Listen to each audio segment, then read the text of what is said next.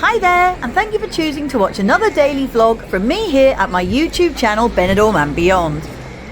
Today I'm taking you on a bright and breezy stroll along the Poniente side of town, walking through the busy Dove Park in the sunshine and seeing what we can find along the way. We start by passing the Hotel H10 Porto Poniente on our left, which has a 4-star superior rating. It's currently ranked 11th out of 198 hotels in Benidorm on TripAdvisor UK, and has a guest rating of 4.5 out of 5, placing it in the excellent category. Looking up to the virtually cloudless sky and then across to Peacock Island and the Playa Levante's golden sands, it's great to see that even in February we can get some beautiful days filled with sunshine when it's even warm enough to sunbathe or take a paddle along the shoreline.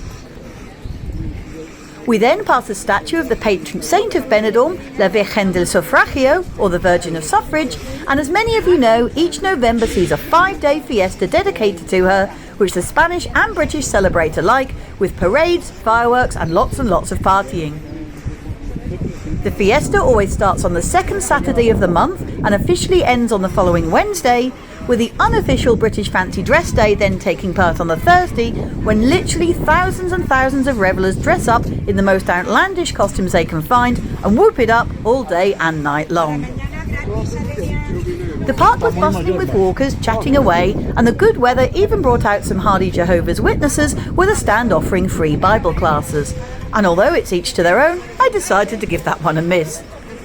The free outdoor gym equipment was proving popular with many senior citizens, and it's certainly a way to socialise and make new friends, and maybe retire for a well-deserved drink afterwards along the edge of the harbour side.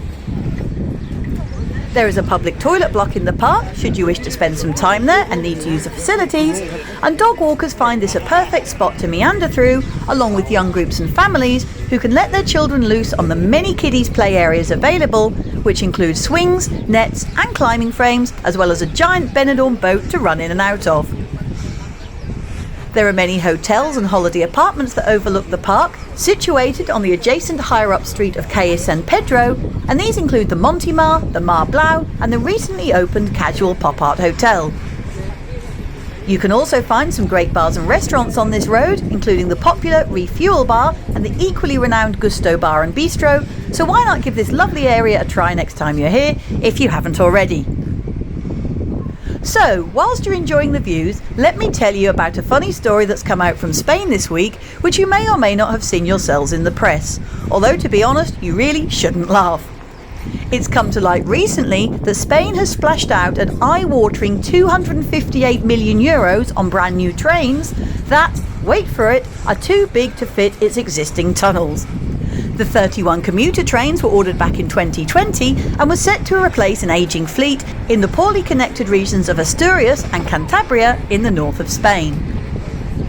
Labelled an unspeakable botch, with 2 senior transport officials having been fired almost immediately, the arguments about who is to blame for the incorrect measurements is in contention, as you can imagine.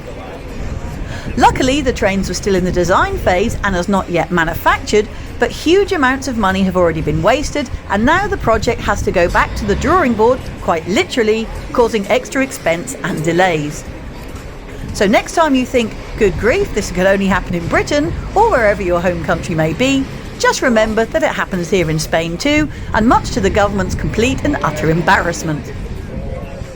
Back to our walk once more. It was nice to see young people playing football on the beach, whilst others sat back on the promenade wall and relaxed and enjoyed the warm sunshine.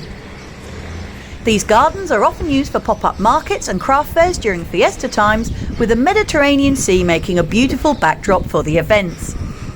My personal favourite is the medieval market, which attracts dozens of craft stalls and fabulous hot food stands, along with colourful acrobats and street entertainers who are really something to see, and this usually takes place in the month of May.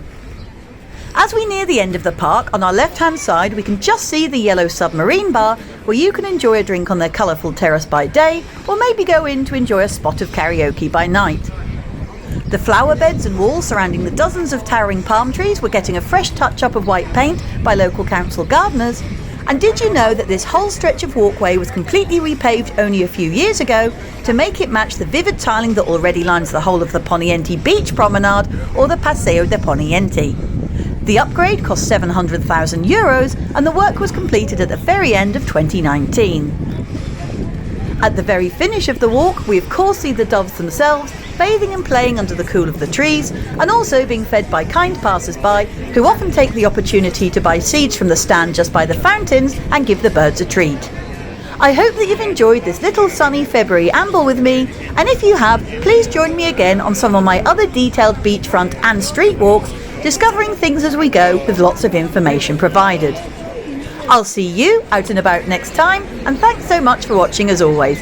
Every view and comment counts and is much appreciated. Bye for now, hasta luego, and see you soon.